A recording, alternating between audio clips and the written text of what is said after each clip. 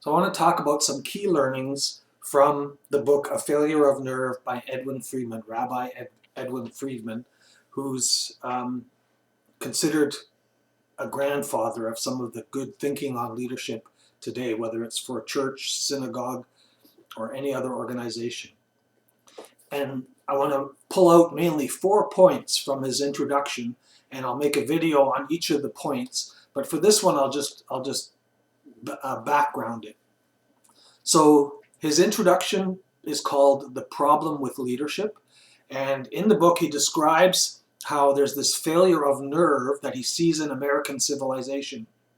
When anxiety reaches or passes certain thresholds, even the most learned ideas can begin to function as superstitions.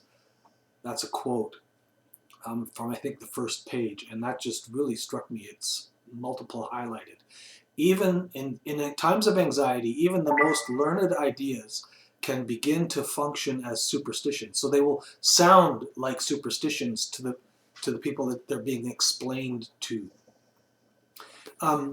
He found that contemporary leadership dilemmas have less to do with the specificity of given problems, the nature of a particular technique, or the makeup of a given group, than with the way everyone is framing the issues.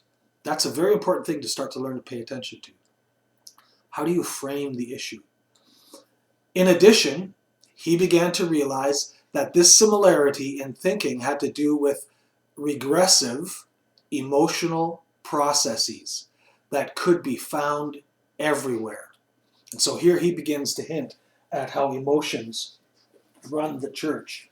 And following him comes Peter Steinke, and with a book called Congregational Leadership in Anxious Times and How Your Church Family Works, subtitle Understanding Congregations as Emotional Systems.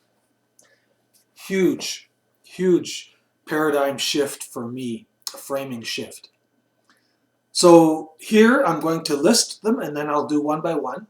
According to Rabbi Edwin Friedman, are 4 problematic similarities in the thinking and functioning of American families and institutions, which he believes are the heart of the problem of contemporary America's orientation towards leadership. The first one, a regressive trend in which the most dependent members of any organization set the agenda and where adaptation is consistently toward weakness rather than strength, thus leveraging power to the recalcitrant, the passive-aggressive, and the most anxious members of an institution, rather than toward the energetic, the visionary, the imaginative, and the motivated. 2, a devaluation of the process of individuation, so that leaders tend to rely more on expertise than on their own capacity to be decisive.